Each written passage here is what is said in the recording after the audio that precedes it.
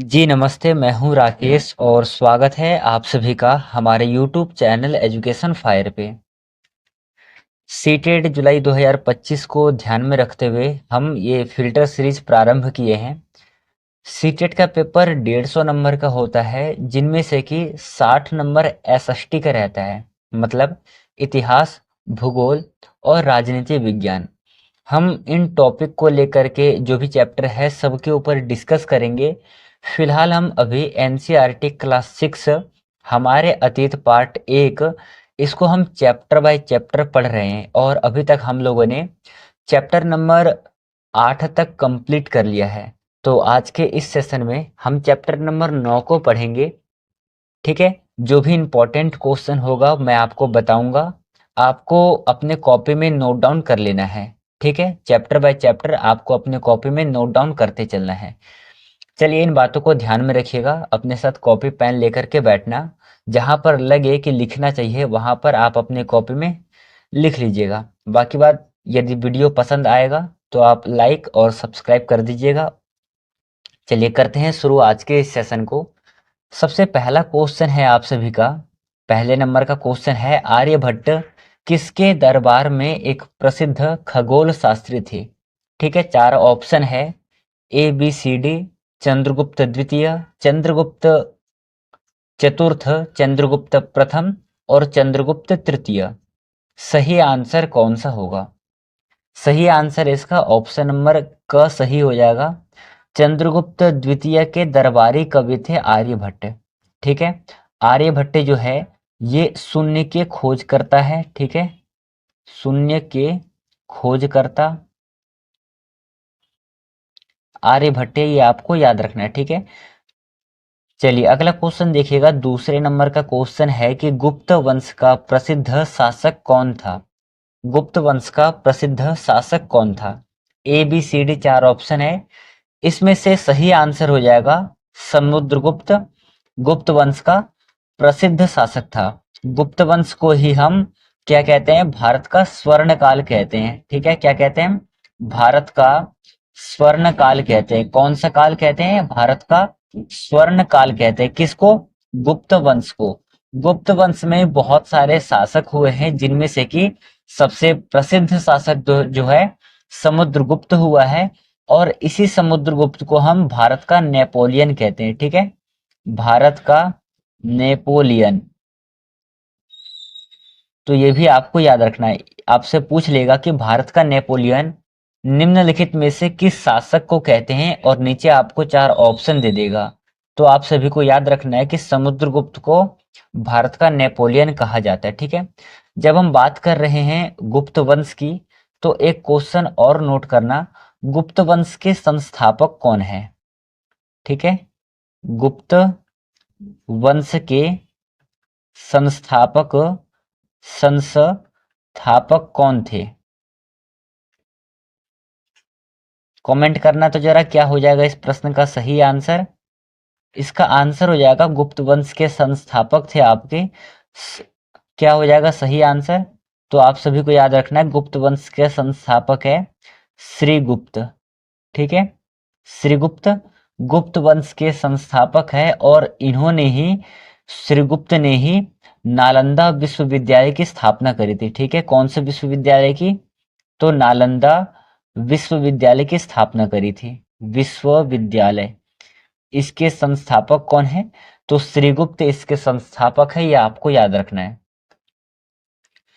चलिए अगला क्वेश्चन देखना है। तीसरे नंबर का क्वेश्चन है, समुद्रगुप्त की प्रशस्ति किसने लिखी थी? अब एक बात आपको याद रहना चाहिए, समुद्रगुप्त की प्रशस्ति कौन लिखेगा? जो उसके दरबार में रहेगा, जो दरबारी कवि रहेगा, वही तो समुद्रगुप्त की प्रशस्ति लिखेगा। और समुद्रगुप्त की प्रशस्ति में क्या होगा कि भाई इनकी बातों को बढ़ा चढ़ा करके लिखा जाएगा कि मेरा जो राजा है वो फूंक से पूरे राज्य को ठहला देता है। इस प्रकार की बातें लिखेगा, मतलब बढ़ा चढ़ा करके लिखेगा। तो समुद्रगुप्त का दरबारी कवि कौन हो जाएगा? तो हरिसेन इसका सही आंसर हो जाएगा। और हरिसेन ही क्या करेगा? प्रशस्ति लिखेगा। ठीक है, किसमें लिखेगा प्रयाग प्रशस्ति? तो ये लिखेगा प्रयाग प्रशस्ति में। ठीक है, प्रयाग प्रशस्ति में। तो इसका ये जो है किताब का नाम है, ये भी आपको याद रखना है। यहाँ पर ऑप्शन नंबर ए सही आंसर होता है।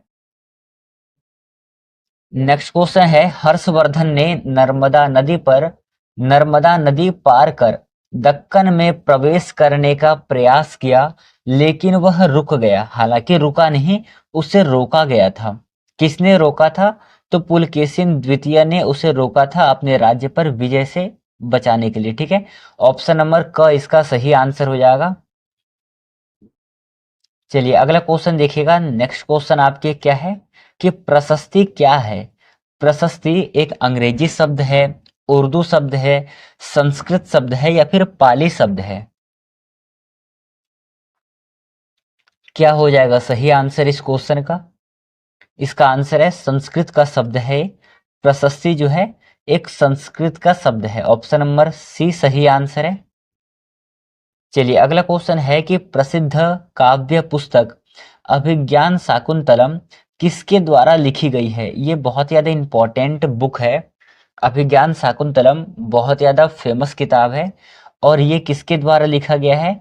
ये कालिदास के द्वारा लिखा गया है। ठीक है, आपको याद रखना है किस रस में लिखा गया है, तो आप सभी को याद रखना है ये जो है श्रृंगार रस में लिखा गया है। ठीक है, श्रृंगार रस में लिखा गया है और ये जो है इसमें 5 अंक हैं।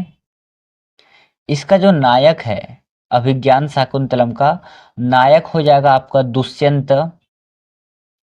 दुष्यंत। और इसमें जो नायिका है, नायिका कौन है? तो आप सभी को नायिका का नाम याद करना है। जैसे कि आपको पता लग रहा होगा नाम से ही, अभिज्ञान शाकुंतलम मतलब कि शकुंतला जो है इसकी नायिका थी। ठीक है, शकुंतला इसकी नायिका थी। और इस बुक में जो है दुष्यंत और शकुंतला की प्रेम कहानी का वर्णन है। ये भी आपको याद रखना है, कालिदास के द्वारा लिखा गया है और ये सबसे प्रसिद्ध नाटक है। ठीक है, कालिदास का, कालिदास द्वारा रचित रचित सबसे लोकप्रिय सबसे लोकप्रिय नाटक है। लोकप्रिय नाटक है। ये भी आप अपने कॉपी में नोट डाउन कर लेना। ठीक है, चलिए अगला क्वेश्चन देखिएगा। नेक्स्ट क्वेश्चन है कि चौथी शताब्दी ईस्वी में मगध में कौन सा नया भारतीय राजवंश का उदय हुआ? ध्यान रखना, समय याद रखना है। चौथी शताब्दी ईस्वी पूछा है। ठीक है, हालांकि मगध पर जिस वंश ने सबसे पहले शासन किया था वो था बृहद्रथ वंश ने। ठीक है, बृहद्रथ वंश सबसे पहले शासक थे। सबसे पहले शासक थे, ये आपको याद रखना है। मगध पर शासन करने वाले सबसे पहले शासक थे बृहद्रथ वंश। ठीक है, परंतु जब चौथी शताब्दी आई उस समय पर मगध में एक नए राजवंश का उदय हुआ और वो राजवंश कौन सा था? गुप्त राजवंश था। और इसी वंश को, गुप्त वंश को भारत का स्वर्ण काल कहा गया। और मैंने अभी आपको बताया कि गुप्त वंश के संस्थापक कौन थे, तो आप सभी को नाम याद रखना है। गुप्त वंश के संस्थापक हो जाएंगे श्रीगुप्त। गुप्त वंश के संस्थापक हैं। इन्होंने ही एक विश्वविद्यालय की स्थापना की। कौन सी विश्वविद्यालय की स्थापना की? नालंदा विश्वविद्यालय की स्थापना करी थी। ठीक है, विश्वविद्यालय। तो इतना आपको याद रखना है। और एक चीज और याद रखना है, गुप्त वंश के जो सबसे प्रसिद्ध शासक थे वो थे समुद्रगुप्त, जैसे कि आपने अभी ऊपर पढ़ा है। ठीक है, समुद्रगुप्त जो है गुप्त वंश के प्रसिद्ध शासक थे और इसी समुद्रगुप्त को भारत का नेपोलियन कहा जाता है। ये आपको याद रहेगा यहाँ तक। चलिए, यदि आप सब यहाँ तक याद रखते हो तो अगली स्लाइड पे चलते हैं। अगला क्वेश्चन है कि निम्नलिखित में से कौन से प्राचीन काल में लिखे गए नाटक की विशेषता नहीं है? ठीक है, नहीं है, ध्यान रखना है आपको। कौन सी नाटक की विशेषता नहीं है, इसको हम जानने के लिए पढ़ते हैं चारों ऑप्शन को। इन नाटकों में आम लोगों के जीवन की झलकियां प्रस्तुत की गई है। ठीक है, तो नाटक में जो है आम लोगों की बातें कही जाती है, ये बात तो सही है। दूसरा है, इन नाटकों में जानवरों के जीवन की कभी कभार झलक मिलती है। ये जो है कभी कभार झलक मिलती है, ये बात गलत है। क्यों? क्योंकि आपने पंचतंत्र नाटक देखा होगा, उसमें अधिकांशतः पशु पक्षियों की ही बातें की गई है, तो ये बात तो गलत हो जाएगा। चलिए अगला देखते हैं। राजा और अधिकांश ब्राह्मणों को संस्कृत बोलते हुए दिखाया गया है, ये बात सही है। राजा और ब्राह्मणों के अलावा अन्य महिलाएं और पुरुष प्राकृत का प्रयोग करते हैं, ये भी सही है। यहाँ पर जो इसका गलत आंसर है वो है ऑप्शन नंबर बी। हालांकि आपसे यहाँ पर पूछा है कि निम्नलिखित में से कौन सा नाटक की विशेषता नहीं है, वो ये वाला नहीं है, तो यहाँ पर ऑप्शन नंबर बी सही आंसर हो जाएगा। ठीक है, ये आपको याद रखना है। चलिए अगला क्वेश्चन है 8वें नंबर का कि चंद्रगुप्त द्वितीय ने भारत के किस भाग में अपने अभियान का नेतृत्व किया है? तो A B C D 4 option है, सही आंसर कौन सा होगा? सही है, पश्चिमी भाग में अभियान का नेतृत्व किया था। और ये जो समुद्रगुप्त है, सॉरी चंद्रगुप्त द्वितीय है, ये भी गुप्त वंश से संबंधित है। ठीक है, गुप्त वंश से रिलेटेड है। और जो चंद्रगुप्त द्वितीय है, चंद्रगुप्त द्वितीय ये समुद्रगुप्त का पुत्र था। ठीक है, चलिए अपने साथ कॉपी में नोट डाउन करना समुद्रगुप्त को। समुद्रगुप्त के पुत्र, समुद्रगुप्त के दो पुत्र थे। ठीक है, पहले का नाम क्या था? पहले का नाम था रामगुप्त, और जो दूसरा था उसका नाम था चंद्रगुप्त द्वितीय। चंद्रगुप्त द्वितीय, ये दोनों ही समुद्रगुप्त के पुत्र थे। ठीक है, ये आपको याद रखना है। इसलिए चंद्रगुप्त द्वितीय जो है ये गुप्त वंश से संबंधित है, कहीं आप इसे मौर्य वंश वाला मान लो। ठीक है, चलिए अगला क्वेश्चन है, मुख्य शिल्पकार को क्या कहा जाता था? महादंड नायक, संधि विग्राहिका, या फिर प्रथम कूलिका, या फिर सार्थवाह? तो इसका सही आंसर है, मुख्य शिल्पकार को प्रथम कूलिका के नाम से जाना जाता है। ऑप्शन नंबर सी सही आंसर है। अगला क्वेश्चन है, राजा द्वारा शकुंतला को दी गई कीमती अंगूठी किसने पाई थी? मतलब कि इसके बारे में ऐसी प्रसिद्धि है, जब शकुंतला जो है, शकुंतला उसके विचार में खोई पड़ी रहती है, तब इनके दरबार में एक मुनि आता है दुर्वासा करके। तो दुर्वासा ऋषि जो है वो भिक्षा मांगने के लिए आते हैं, पर शकुंतला जो है किसी और के ख्यालों में व्यस्त रहती है। तब इन्हीं बातों को ध्यान में रखते हुए वो क्रुद्ध होते हैं और कहते हैं कि बच्चे, जिसके वजह से तुम मेरी अनादर कर रहे हो, जब आप उसके समीप जाओगे तो वो आपको पहचानने से मना कर देगा। तो वहां पर एक सूक्ति कहता है कि विचिंतयन्ति यम नन्यमनसा, मतलब आप जिसको जिसकी चिंता कर रहे हो वो आपको भूल जाएगा। और यही होता है, वो भूल जाता है, परंतु कहता है कि जो आपको उसने गिफ्ट दिया है, उस गिफ्ट को यदि आप दिखाओगे, जो उसने चिन्ह दिया है, तो आपको वो याद आ जाएगा। पर हालांकि जब ये मिलने जाती है तो वहां पर क्या होता है कि ये अंगूठी जो है इसका नदी में गिर जाता है, और वहां से अंगूठी जो ढूंढ करके देता है वो कौन देता है? मछुआरा देता है। तो यहाँ पर ऑप्शन नंबर का सही आंसर हो जाएगा 10वें नंबर के क्वेश्चन का। अगला है, चंद्रगुप्त द्वितीय का प्रसिद्ध कवि कौन था? अभी मैंने आपको बताया था चंद्रगुप्त द्वितीय जो है ये किस वंश से संबंधित है, तो ये गुप्त वंश से संबंधित है। और इसका जो प्रसिद्ध कवि है, प्रसिद्ध कवि है कालिदास। और कालिदास के द्वारा ही एक किताब लिखा जाता है जिसका नाम है अभिज्ञान शाकुंतलम। ठीक है, अभिज्ञान शाकुंतलम ये इन्हीं के द्वारा लिखा जाता है। और ये अभिज्ञान शाकुंतलम जो है, जितने भी नाटक है, सभी नाटकों में सबसे प्रिय नाटक है, सबसे प्रसिद्ध नाटक है। ये भी आपको याद रखना है। इस नाटक में जो है अंक हैं, और कितने अंक हैं? 7 अंक हैं। ठीक है, ये आपको याद रहेगा। चलिए अगला क्वेश्चन देखिएगा। नेक्स्ट क्वेश्चन है कि हर्ष के शासन काल में कौन सा चीनी तीर्थयात्री भारत आया था? हर्षवर्धन के शासन काल में कौन सा चीनी यात्री भारत आया था? A B C D 4 option है, सही आंसर कौन सा होगा? आंसर है ऑप्शन नंबर ए, झुआन जंग। ठीक है, ऑप्शन नंबर ए सही आंसर हो जाएगा। चलिए अगला क्वेश्चन है, सबसे निचली प्रशासनिक इकाई कौन सी थी? प्रांत, जिला, गांव, उपरोक्त में से कोई नहीं। तो आप सभी को पता है सबसे निचली जो है वो है गांव, गांव के बाद आता है जिला, और जिला के बाद आता है आपका प्रांत। ठीक है, ये आपको याद रहेगा, क्रम आपको याद रखना है, क्योंकि कई बार एग्जाम में क्या होता है, आपको क्रम लगाने के लिए दे देगा और नीचे ए बी सी डी करके 4 ऑप्शन दे देगा, फिर वहां पर आप कंफ्यूज हो जाओगे, इसलिए आपको चारों ही याद रखना है। चलिए अगला क्वेश्चन है कि प्रशस्ति की रचना किसके लिए की गई थी? भाई प्रशस्ति जो है किसके लिए लिखा जाएगा? इसको लिखने का काम जो है, लेखक कौन होता है प्रशस्ति के? तो जो भी दरबारी कवि होते हैं, ठीक है, जो भी उस राज्य के दरबारी कवि होते हैं, दरबारी कवि लिखते हैं। और ये कवि किस लिए लिखेंगे? क्योंकि इनको धन मिले, और धन किसके द्वारा प्राप्त होगा? तो धन जो है शासक, मतलब कि जो वहां के राजा है उनके द्वारा प्राप्त होगा। तो प्रशस्ति की रचना किसके लिए की गई थी? तो यह शासकों के लिए की गई थी। ठीक है, ऑप्शन नंबर क आपका सही आंसर होगा। चलिए अगला क्वेश्चन है कि चालुक्य वंश के उस शासक का नाम बताइए जिसने हर्षवर्धन को रोका था।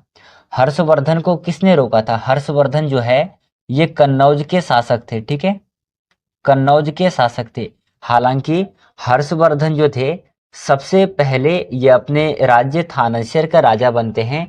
जब इनकी बहनोई की मृत्यु कर दी जाती है, तब वहां पर ये कन्नौज पर अपना आधिपत्य स्थापित करते हैं। फिर वो कन्नौज से होकर के पूरा दक्षिणी क्षेत्र को जीतने की कोशिश करते हैं, जो कि बाद में जाकर के उनको दक्षिण में पुलकेशिन द्वितीय जाकर के रोकते हैं, और यहीं पर हर्षवर्धन को वो हराते हैं। ठीक है, इसका ऑप्शन नंबर जो है सी सही आंसर हो जाएगा। चलिए इन बातों को ध्यान में रखिएगा। हालांकि अगला क्वेश्चन देख लेते हैं हम। अगला क्वेश्चन है, हर्षवर्धन सबसे पहले कहाँ का राजा था? मैंने अभी आपको बताया है, हर्षवर्धन सबसे पहले थानेसर के राजा रहते हैं। उसके बाद जाकर के जो इनकी बहनोई है, इनकी बहनोई को मार दिया जाता है, फिर ये जाकर के कन्नौज पर अपना आधिपत्य स्थापित करते हैं। तो सबसे पहले जो है हर्षवर्धन थानेसर के राजा रहते हैं। यहाँ पर हर्षवर्धन के विषय में थोड़ा देख लेते हैं। हर्षवर्धन जो है, जो इसके दरबारी कवि है, दरबारी कवि का नाम है आपका जाकर के वाणभट्ट। वाणभट्ट इसके दरबारी कवि थे, और वाणभट्ट जी जाकर के आपके एक किताब लिखते हैं जो कि हर्षचरित लिखते हैं। और हर्षचरित में किसके विषय में कहा गया है? तो ये हर्षवर्धन के शासनकाल के विषय में बताया गया है। तो यहां तक आपको याद रखना है। चलिए अगला क्वेश्चन देख लेते हैं हम। नेक्स्ट क्वेश्चन है आपके लिए कि पुलकेशिन द्वितीय ने हर्ष को दक्कन में मार्च करने के लिए डैश को पार करने से रोका था। मार्च करना, इस शब्द का तात्पर्य है कि हर्षवर्धन को प्रस्थान करने से रोका था। किसने? पुलकेशिन द्वितीय ने रोका था। पर कहां पर रोका था? तो ये भी आपको याद रखना है। इन्होंने कहां पर रोका था? तो नर्मदा नदी पर रोका था। ऑप्शन नंबर ए आपका सही आंसर हो जाएगा। ठीक है, 17 नंबर के क्वेश्चन का ऑप्शन नंबर क सही आंसर है। अगला क्वेश्चन है, वाणभट्ट किसके दरबार में थे? A B C D 4 option है, हर्षवर्धन, चंद्रगुप्त, अशोक और समुद्रगुप्त। ठीक है, हर्षवर्धन के शासनकाल का जो ये कवि था, ऑप्शन नंबर ए सही आंसर हो जाएगा। वाणभट्ट जो है हर्षवर्धन के दरबारी कवि थे। चलिए अगला क्वेश्चन है कि एक ही परिवार के शक्तिशाली राजाओं या फिर नेताओं का क्रम क्या कहलाता है? शासक, किंगडम, साम्राज्य और राजवंश। तो आप सभी को याद रखना है कि एक ही परिवार के जब लोग शासक बनते हैं तो उसे हम राजवंश कहेंगे। ठीक है, ऑप्शन नंबर घ सही आंसर हो जाएगा, मतलब कि option number D correct answer है। अगला क्वेश्चन है, जब शासक कमजोर हो गए तो किसने स्वतंत्र होने का प्रयास किया? ठीक है, तो जो सामंत होते थे वो लोग प्रयास करते थे, क्योंकि जो राजा है, राजा भाई अब हर एक जगह पर जा करके ये समस्या को सॉल्व कर नहीं सकते थे, जो भी टैक्स का काम था वो कर नहीं सकते थे, तो इन्होंने अपने नीचे सामंत को रखा था। ठीक है, सामंत क्या करते थे भाई, जो भी कर इकट्ठा करना होता था वो सामंत कर इकट्ठा करके राजा को देते थे। दूसरा जो है, जो फिर न्याय का काम होता था वो भी जो सामंत होते थे वो करते थे, और पुलिस का भी काम कौन करते थे, सामंत करते थे। तो जब राजा कमजोर हो जाते थे तो ये स्वतंत्र होने का प्रयास करते थे सामंत। ऑप्शन नंबर क सही आंसर है। अगला क्वेश्चन है डैश ब्राह्मण भूस्वामियों की एक सभा थी। जो सभा है उस सभा को हम किस नाम से जानते थे? तो आपका उत्तर हो जाएगा उसे हम सभा के नाम से जानते थे। ठीक है, ब्राह्मण भूस्वामियों की एक सभा सभा के नाम से जानी जाती थी। अगला क्वेश्चन है चंद्रगुप्त द्वितीय का समुद्रगुप्त से क्या संबंध था? अभी मैंने आपको बताया था चंद्रगुप्त द्वितीय जो है ये किस वंश से संबंधित है, तो ये गुप्त वंश से संबंधित है, ये आपको याद रखना है। और समुद्रगुप्त जो है, समुद्रगुप्त के दो पुत्र थे। ठीक है, पहले का नाम था रामगुप्त और दूसरे का नाम था समुद्रगुप्त। सॉरी, समुद्रगुप्त नहीं, दूसरे का क्या नाम था? दूसरे का नाम था चंद्रगुप्त द्वितीय। चंद्रगुप्त द्वितीय। ठीक है, तो किसका संबंध हो गया? यहां पर पिता का संबंध हो जाएगा। ऑप्शन नंबर ख सही आंसर हो जाएगा 22 नंबर के क्वेश्चन का। ठीक है, मतलब चंद्रगुप्त द्वितीय का समुद्रगुप्त से क्या संबंध था। ठीक है, समुद्रगुप्त का कौन हो जाएगा? समुद्रगुप्त जो है चंद्रगुप्त बेटा हो जाएगा और इसका ये पिता हो जाएगा। तो यहाँ पर पिता पिता और बेटे का संबंध है। ऑप्शन नंबर ख सही आंसर है। अगला क्वेश्चन है चालुक्य का सर्वश्रेष्ठ शासक कौन था? तो यहाँ पर याद रखना है इसका सर्वश्रेष्ठ शासक था ऑप्शन नंबर बी पुलकेशिन द्वितीय, और इन्होंने ही हर्षवर्धन को हर्षवर्धन को दक्षिण में विजय प्राप्त करने से रोका था। कहाँ पर रोका था हर्षवर्धन को? हर्षवर्धन को रोका था। ठीक है, कहाँ पर रोका था? तो आप सभी को याद रखना है नर्मदा नदी पर रोका था। कहाँ पर रोका था? नर्मदा नदी पर ही रोक लिया था। चलिए अगला क्वेश्चन देखना है। नेक्स्ट क्वेश्चन है आपके एग्जाम की दृष्टि से गुप्त वंश का प्रसिद्ध शासक था। मोस्ट इंपॉर्टेंट क्वेश्चन है। आंसर है समुद्रगुप्त गुप्त वंश का प्रसिद्ध शासक था। ठीक है, रामगुप्त रामगुप्त कौन था? बेटा था। किसका बेटा था? तो समुद्रगुप्त का बेटा था। और ये चंद्रगुप्त द्वितीय भी समुद्रगुप्त का बेटा था। हर्षवर्धन को किसने रोका था? तो हर्षवर्धन को पुलकेशिन सेकंड ने रोका था। पुलकेशिन सेकंड ने रोका था। ठीक है, कहाँ पर रोका था? तो ये नर्मदा नदी पर रोकते हैं। चलिए अगला क्वेश्चन देखना है। नेक्स्ट क्वेश्चन है कि गुप्त वंश का प्रथम शासक कौन था? प्रथम शासक की जब हम बात कर रहे हैं तो आप सभी को याद रखना है गुप्त वंश का प्रथम शासक हो जाएगा चंद्रगुप्त प्रथम, जो है गुप्त वंश के प्रथम शासक है, इस तौर पर आपको याद रखना है। हालांकि गुप्त वंश जो है इसके संस्थापक का नाम क्या है? गुप्त वंश के संस्थापक का नाम है श्रीगुप्त, और इसके जो गुप्त वंश के प्रसिद्ध शासक थे, प्रसिद्ध शासक का क्या नाम हो जाएगा? आपको याद रखना है प्रसिद्ध शासक है समुद्रगुप्त। और समुद्रगुप्त को जो है हम किस नाम से जानते हैं? तो इसको हम एक टाइटल देते हैं भारत का नेपोलियन। यहाँ तक आपको क्लियर है? यदि आपको सेशन पसंद आ रहा होगा तो आप हमारे चैनल को सब्सक्राइब कर लीजिए। यदि आपको सीटेड एसएसटी का बेहतर तैयारी करना है तो आप हमारे चैनल से जुड़े। हम यहाँ पर चैप्टर बाय चैप्टर डिस्कस करते हैं, चैप्टर बाय चैप्टर पढ़ते हैं, और ये जो हमारा चैप्टर है चैप्टर नंबर 9 है। इससे पहले हमने क्लास 6 चैप्टर नंबर 8 तक कंप्लीट कर लिया है। फिलहाल में हम 9वें चैप्टर पे चल रहे हैं, और जो कल के सेशन में करेंगे हम चैप्टर नंबर 10 करेंगे। फिर इसके बाद कल हमारा अंतिम चैप्टर होने वाला है क्लास 6 का। इसके बाद हम क्लास 7 शुरू करेंगे। ठीक है, क्लास 7 का इतिहास करेंगे। फिर क्लास 8 का इतिहास करेंगे, फिर इसके बाद क्लास 6 का भूगोल करेंगे। ऐसे ही हम अपना चैप्टर बाय चैप्टर डिस्कस करेंगे और पेपर से पहले तक हमारा ये कंप्लीट हो जाएगा। फिर हम जो भी प्रैक्टिस सेट है उनके ऊपर डिस्कस करेंगे। तो जिन लोगों ने अभी तक हमारे चैनल को सब्सक्राइब नहीं किया है वो हमारे चैनल को सब्सक्राइब कर ले और बेल आइकन को प्रेस कर ले, ताकि जो भी नोटिफिकेशन है वो सबसे पहले आप तक पहुंचे। चलिए अगला क्वेश्चन देखिएगा।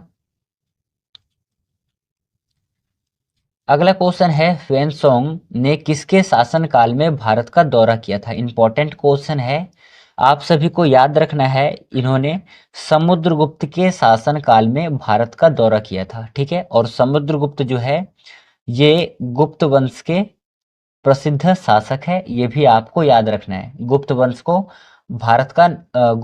भारत का स्वर्णकाल कहा जाता है। चलिए अगला क्वेश्चन है, पुलकेशिन द्वितीय को राज्य किससे मिला था? पुलकेशिन द्वितीय को राज्य अपने चाचा से मिला था। ऑप्शन नंबर ए सही आंसर होगा 27 नंबर के क्वेश्चन का। आपको याद रखना है पुलकेशिन द्वितीय जो है, पुलकेशिन द्वितीय और हर्षवर्धन इनके बीच में एक बैटल होता है, वहां पर विजय किसका होता है?